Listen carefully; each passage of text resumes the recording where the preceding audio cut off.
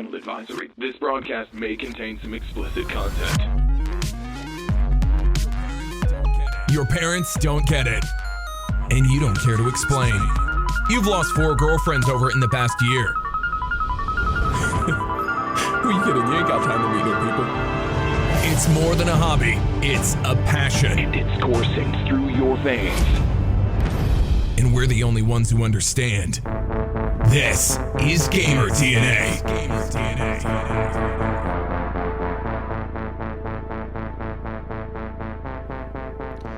Welcome in, everybody. I am Belligerent. And I'm Truth. And she wasn't going to step on me this time. That's good. Yeah, improvements already. I'm going to be a pro in like a couple weeks. You're going to be a probe? A pro.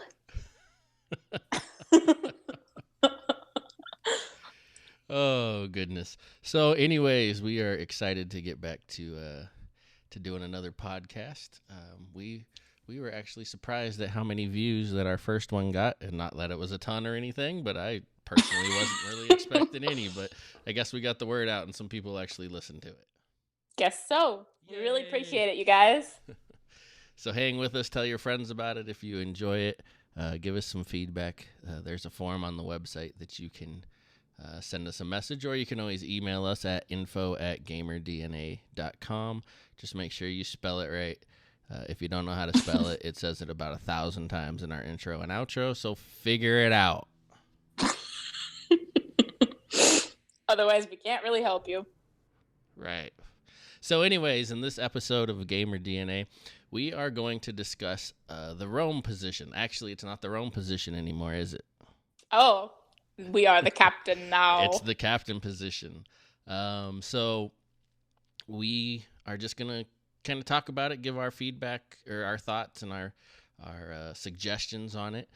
Discuss some things for you. So, and we'll kind of go through the whole spectrum of the captain position. So if you are new to Vainglory, or you're in a lower tier and you're just trying to find your spot, your position, and you're wondering how to play their own position better, we'll have some of that for you. Or if you've been doing it for a while, you just want to pick up some tips, that's great too. We'll give you that as well. Again, just keep in mind, like we always say, we are scrubs. Right, so we are only level 6, almost level 7, so it's not like we're professional captains, but both of us at one point in time or another have been the main captain on the team.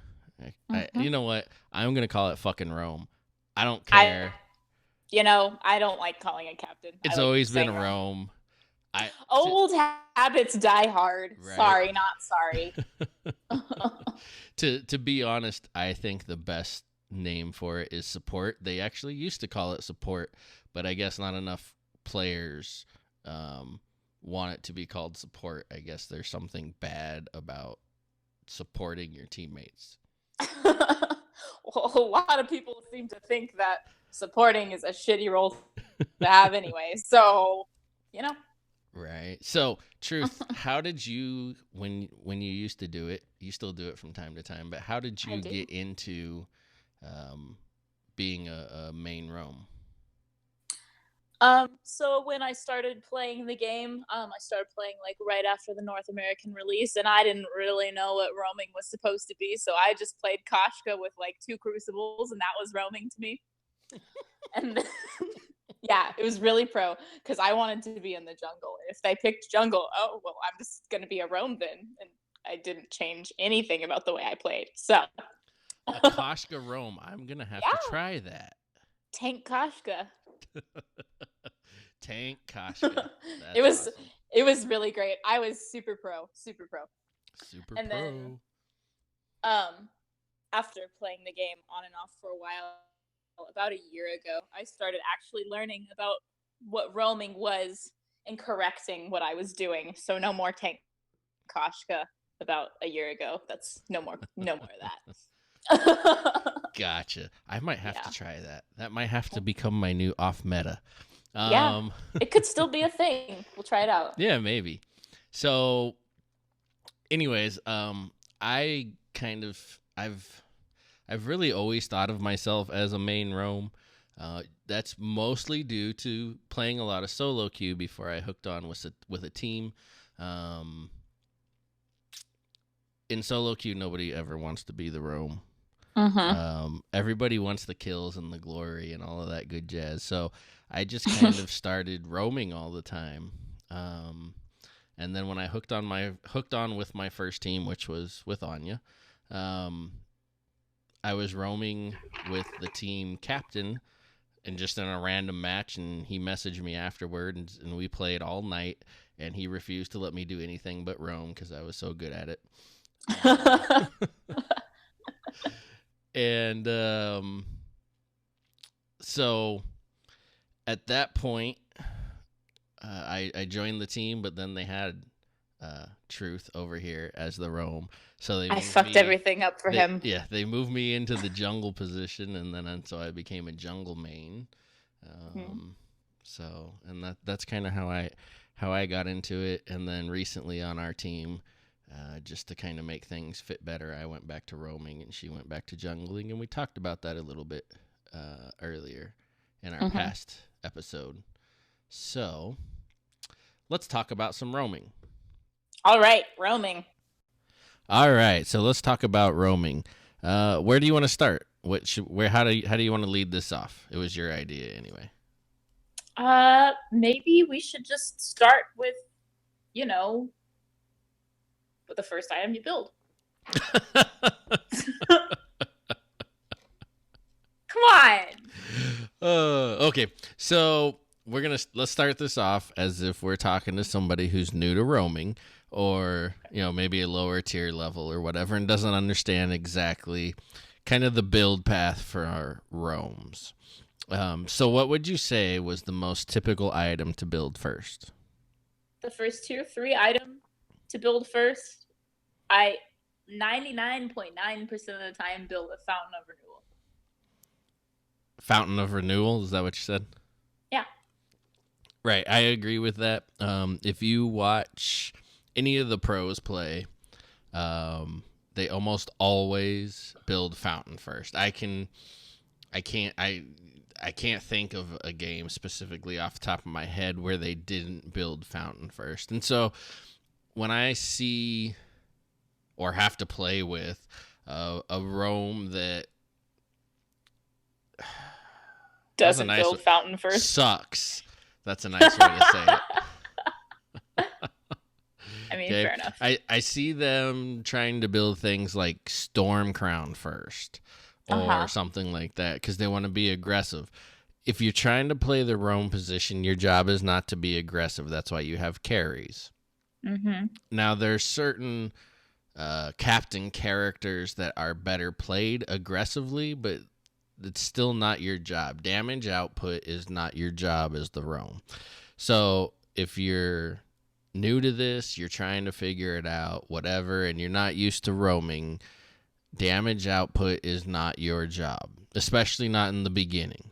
We'll talk about some different circumstances as we go through this podcast, but for now, damage output should not be your concern.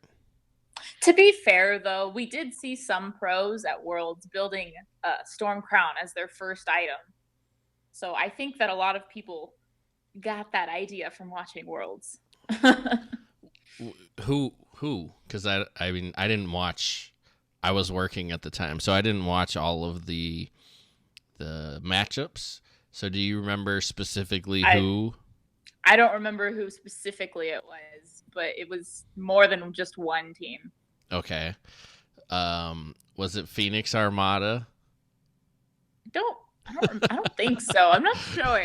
Was it TSM? I think TSM might have done it at least one game, but I'm not 100%. Don't quote me, and I'm sorry if I'm wrong. All right. I would be surprised if it was, but I won't say it wasn't because I didn't see it. But okay. I don't think I've ever seen Flash build anything other than Fountain first. Now, I will say in certain circumstances, you can you might be able to get away with building something else first if you're roaming Lyra or Adagio because you have built-in heals. But even on those characters, I always build Fountain first. The more you can keep people alive, the better you are. Yeah. Well, when I used to play Lyra, when I wasn't shitty at Lyra, I used to build a Crucible first. But then I got scolded by a Vainglorious player, and I stopped doing that. It is, especially when you're on the newer levels or you're trying to figure all this out. What would you say? I think you can probably make it through like rank 3 or 4 just off of skill if you're good enough. Mm-hmm. Right? There's no strategy. It doesn't really matter. Your item build order doesn't matter. I think you can get to level 5 to just on that. Yeah, somewhere around there. Yeah. And that depends on how good of a player you are, obviously. I mean, there may at some point in time be a player listening to this who, no matter what they do, isn't able to get past 3 or 4. So I don't want to make it sound like everybody should be able to get past 3 or 4. That's not necessarily the case. Right. And especially if that's the case or not the case for you, if you're stuck on level 3 or level 4, or you just hit level 5 and you look, once you get up to like level 5-ish, every time you go up another level, the competition is a totally different, what's the word I'm looking for? Help me out here. Totally different. I mean, it's a whole, it's the a game, whole, it just changes. Right. The talent level just increases. Like when, we've both made it into hotness, and it's a whole new game. The strategy, you can't make mistakes, things like that. So what you got away in level 6, you're not going to get away with in level 7, etc. I mean, it just steps up and it keeps moving up. So if you're stuck on one of these levels and you're trying to move up, you need to start thinking about things like item builds, the correct order to build items. You can go on Twitch and watch all of their past episodes or YouTube or whatever and look at what the pros build. And sometimes, I got to say this carefully, sometimes they build what they build because they're pros. Yeah. Sometimes you can't pull off what they pull. Right. And I think one of the reasons that building Fountain first is so important is because, especially when you're not with the higher echelon players, your teammates are going to make more mistakes. They're going to be over aggressive when they shouldn't be. They're going to get in trouble more often. So you have to have that heal. I'd say so. I think it's the most important item to have. Yeah. And that's why you should build it. Right. And when we're talking about like starting builds just to start the game, I, at this point, almost always start with the same items. I always buy 1 flare, 1 mine, Iron Guard contract, Light shield. And light shield. Okay. That's also my starting build. So after I taught it to her. Yeah. Well, before you taught that to me, I was just No, you used to build heart. Yeah. And so you wouldn't have the mine. Right, but it's not that different. I mean, it's not that different. It's still on the path to Fountain of Renewal. Yes. Buying the oak heart first. But if you go with the light shield's only 250, is where the oak heart is 300. So gives if you the money to right, buy a mine. Right. So the early scout trap and flare can be very helpful. Yes. So I guess if you don't care about vision that much, then you can just, do whatever. You could buy an oak heart and a light shield, but Right. So those are almost always my starting items. Going through a lot. I remember there was a time when Iron Guard contract was kind of scoffed at. Nobody wanted to buy it. Nobody wants to buy the contracts because you have to sell them back. Iron Guard contract is it's so valuable, in my opinion. Because then as the roam, you can tank the jungle camps for your jungler. But Where I find it even more useful is you can sit up in your mustache bush if your laner takes some damage, and then when they kill the bigger of the lane minions, they'll get some healing. Or if your jungler comes up and tries to gank, you can, and they get beat up or whatever, they're just really low on health, you can then go do a rotation through the jungle with them. And they'll be at full health. Right, between the two treants and the bonus health they get from your Iron Guard contract every time they kill one of those minions, you'll get them back up to full health or close to it just from doing one jungle rotation with them. And then you can just go right back up into lane. It's just such a useful item.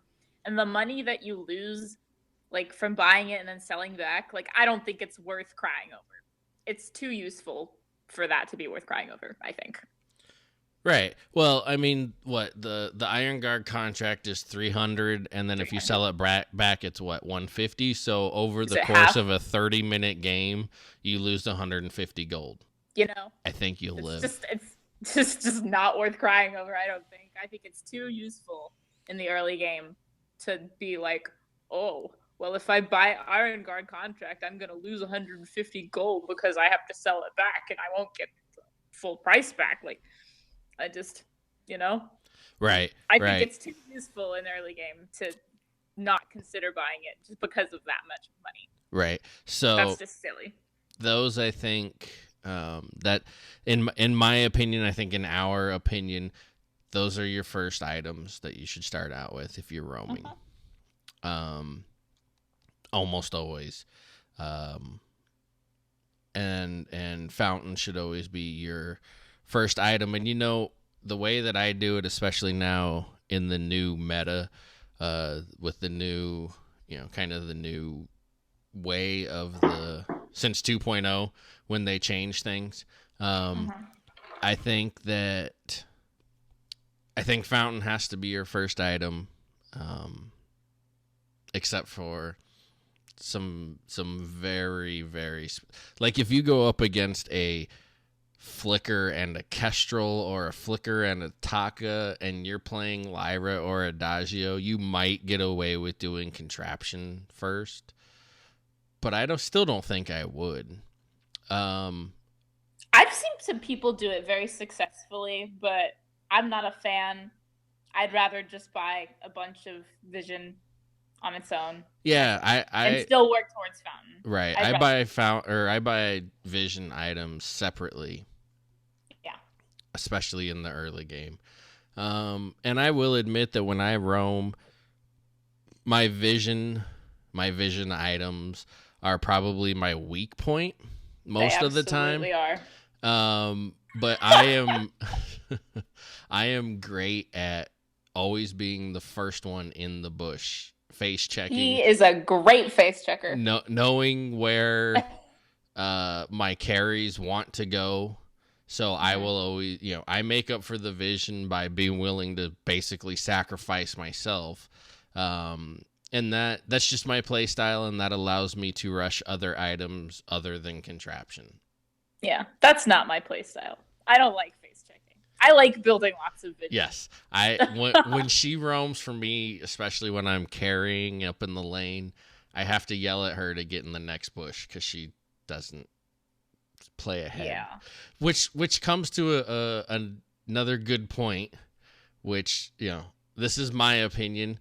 I just kind of pointed out you play a little different, but as a roamer, you need to always be ahead. You need to be basically clearing the way, especially if you don't have Vision down. You need to always be clearing the way for your carries. You can't let them walk blind. You have to pay attention to where they're going, like in the lane. And I remember watching, who was it? Specifically, it was Gabe Vizel. What team are they on? He's with Old School, and is that C9? Are they on Cloud9? Yeah, now? That's the new Cloud9 roster.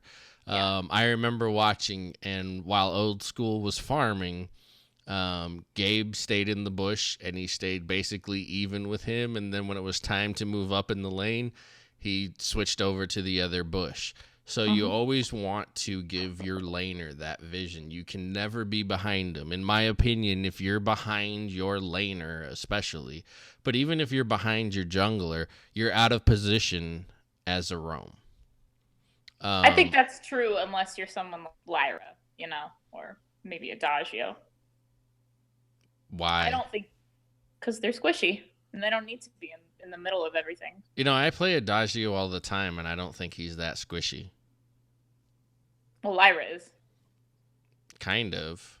Yeah, she's squishy. But it's still here. Okay, so here's my number one rule for being a roam. You are more expendable than your carries. So Yes. It doesn't matter how squishy you are. You should be the first one, because if it's you or your carry who has to die, it needs to be you.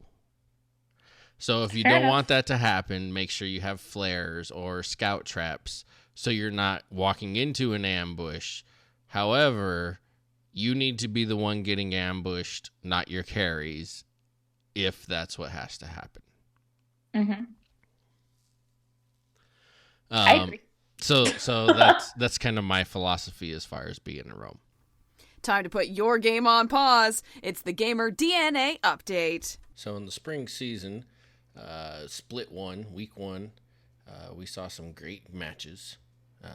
On the EU side, Team Secret, on day one, Team Secret bested Mouse Sports 2-0. Rising Lotus lost to Denial Esports 1-2. SK Gaming swept Fnatic 2-0. Cyclone beat G2 Esports 2-1. And on day two, Team Secret took the match over SK Gaming 2-0. Cyclone beat Denial Esports 2-0. And Cyclone then beat Team Secret 2-1 to take the week one championship. SK took the third place match. So we had Cyclone first, Team Secret second, and SK Gaming third. And your standings after split one was Cyclone with 8 points, Team Secret with 7 points, SK Gaming with 4 points, Denial Esports with 3 points, G2 Esports with 1 point, Rising Lotus also with 1 point, and Fnatic and Mouse Sports did not get any points. Over on the NA side, we had C9 defeat Echo Fox 2-0. Rogue swept Misfits 2-0. Gangstars beat Hammers 2-1. TSM swept Immortals 2-0. And then on day two, TSM beat C9 in possibly the most compelling matchup of the weekend. They took that 2-1. Gangstars swept Rogue 2-0. And in the finals, we actually saw a Grumpjaw and a Flicker, rare characters that were played. But TSM swept Gangstars 2-0. And then in your third place matchup, C9 swept that series 2-0. And so the standings on the North America end at the end of week one, Team Solo Mid, 8 points. Gangstars, 6 points. Cloud9, 5 points. Rogue with 2 points. Hammers with 1 point. Echo Fox, Immortals, and Misfits all ended up with 0 points at the end of that weekend. In other news, we have seen some new skin announcements from Vainglory. Gwen will be getting a new skin, her first skin, which is a gangster skin, and it's really awesome. If you haven't seen it yet, check it out on our website. We have the article up there. You can also check it out on Vainglory's homepage. And they also recently released the new Idris skin with all the artwork. So you can also find that article on our website as well. Those will be released in the new update. So that's your Gam3r DNA esports update. Do you have a passion for video games? How about strong and insightful opinions? Gam3r DNA is looking to add talent to their team. This group of passionate gamers volunteers their time and opinions to provide other gamers with insightful reviews, podcasts, and articles. Check us out on the web at www.gam3rdna.com. That's Gam3rdna.com. Okay, so second item, and I know at least at one point you and I differ on this. I still differ. Okay, well, you're still wrong. A little bit. That's okay. But when you're carrying and I'm roaming, I cater to you a little bit. So okay, so like, so tell everybody what you think the second item should be. I think, and I'll tell you why you're wrong. Well, I think the second item should be focusing on countering whatever the biggest problem on the enemy team is going to be. So if the enemy team has like a bunch of stealth heroes, I think that second item should be contraption. If several of the enemy team members are attack speed heroes, I think that should be Atlas Pauldron. If there's a lot of stuff that needs to be blocked, then Crucible. I think I like building the second item as for the biggest problem that I foresee happening. Okay. And so here's what I think the second item should always be, and it's almost always what I build. Again, the exceptions for me would be the stealth characters, especially if it's a double stealth comp. Sometimes I will rush contraption. Otherwise, my second item is always War Treads. The reason being is because no matter what the comp is, you will need War Treads. War Treads help your teammates escape, or they help you track down a kill. And those are far more important than buying an item based on one character on their team and what that problem might be.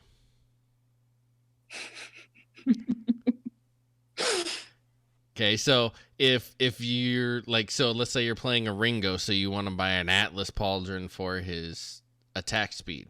Well, chances are, even if they are an attack speed hero, they're going to build other things before their attack speed. They'll build Sorrow Blade or something. If they build attack speed first, they're not going to be doing that much damage. So you don't need to slow down the Atlas, or you don't need to use the Atlas to slow them down until later in the game when they're actually deadly with the speed. Fair enough.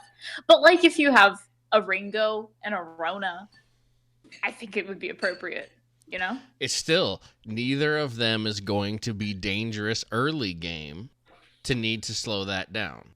So I believe, and I could be wrong, and somewhere in the future, hopefully we'll get to interview some of the great roamers. If we don't get to, at some point, interview like Flash X or Wrecked on this podcast, then we failed as far as I'm concerned. Because, especially Flash, he's kind of the one that I've always studied as far as roaming. So maybe they'll disagree with me, maybe they won't. And I would love to learn their perspective on that. But for me, I think War Treads is just too invaluable to put off because it does.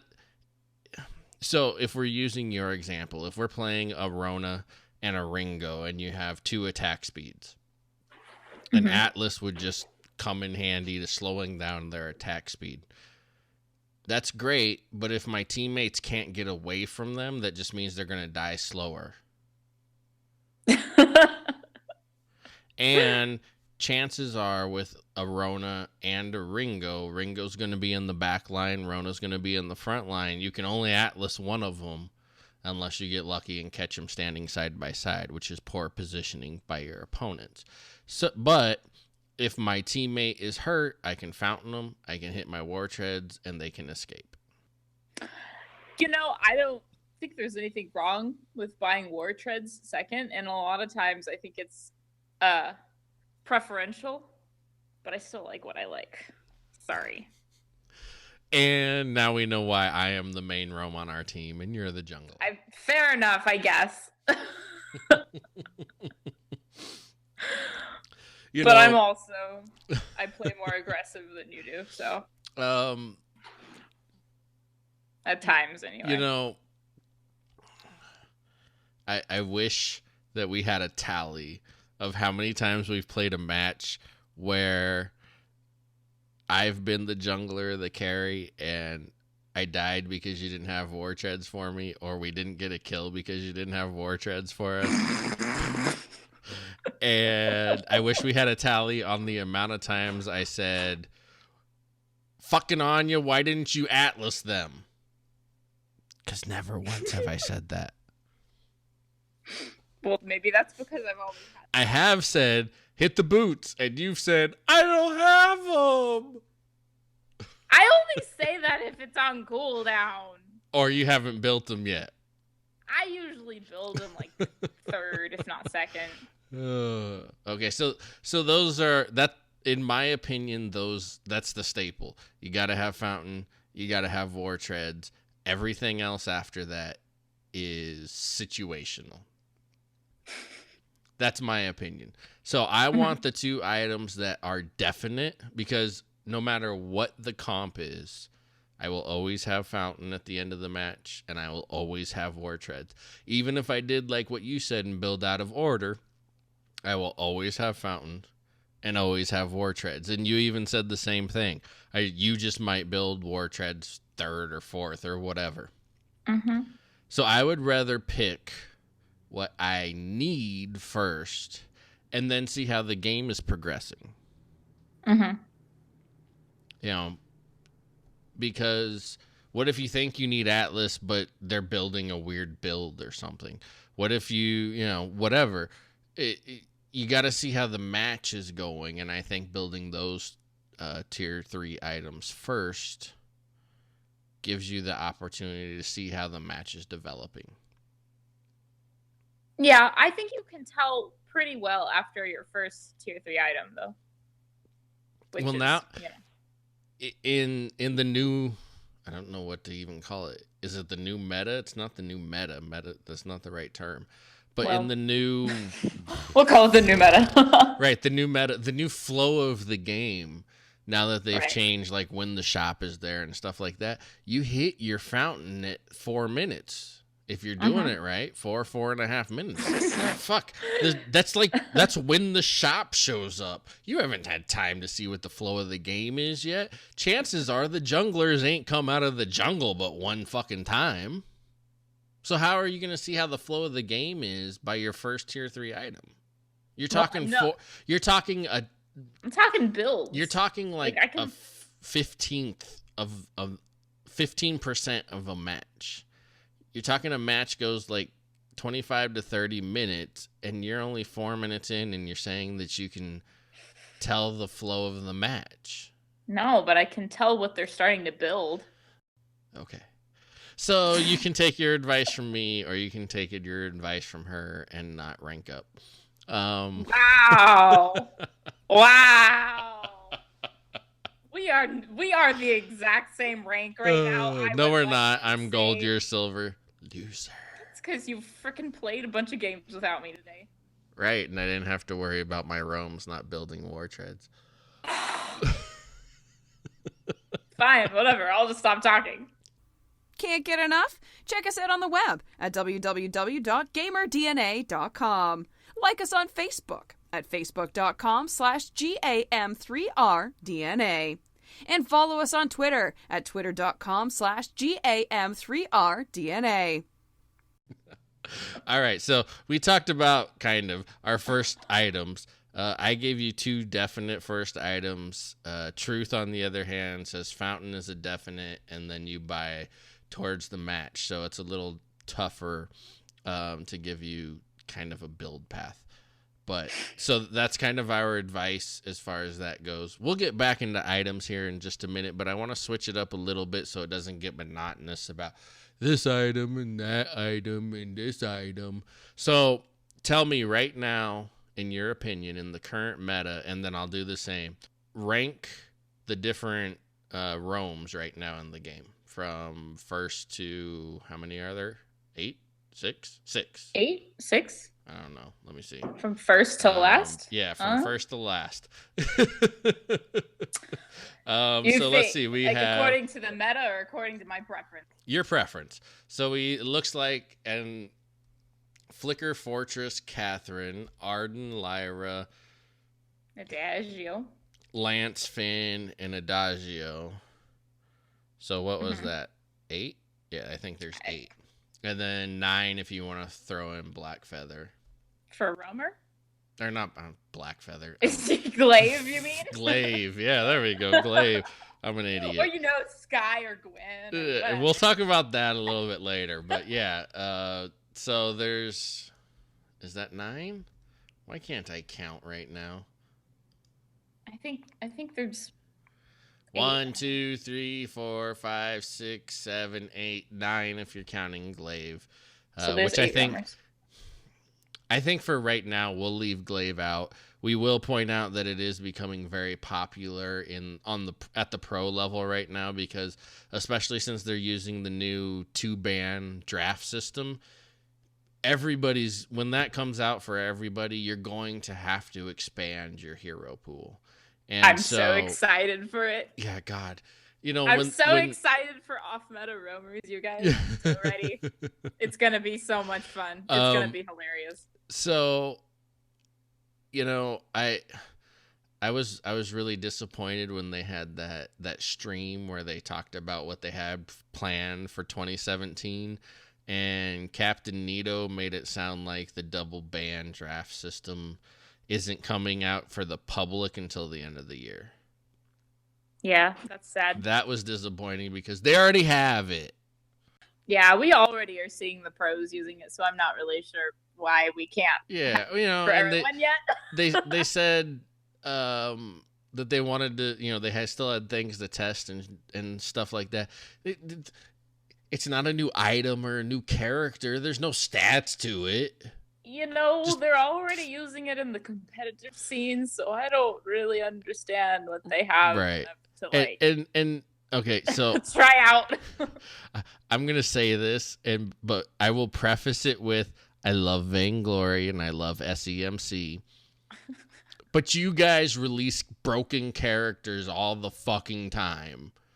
Release the broken draft system because we want it. It's going to be great. Adjust it if you have to. It's going to be amazing. Same way you adjust characters. Adjust the draft system later if you have to, but we want the double ban draft system, please. I want draft for everyone, and I want double draft. Yeah, or at the very least, I think they need to lower the skill tier in which it's mandatory draft. I hate doing blind matches. Yeah, blind matches suck. Anyway, all the players that have never had to do a draft are like, "Fuck you, blind rules." Oh Lord. Belligerent here. Our conversation about roaming in Vainglory, or captaining as you might call it, even though I hate that term, was a great one. We had a blast. So much, in fact, that this conversation lasted about twice as long as our typical podcast. So we split it into 2 parts. If you want to hear Truth and I's ranking about the captains that are available in the game and some other awesome roaming conversation, then check out episode 2, part 2, in a different podcast release coming soon. Thanks for listening and keep on gaming. Game over. Would you like to continue? Check us out on the web at www.Gam3r DNA.com. That's Gam3r DNA.com. Like us on Facebook at facebook.com/Gam3rdna. And follow us on Twitter at twitter.com/Gam3rdna. It's more than a hobby. It's a passion. It's a passion. This is Gam3r DNA.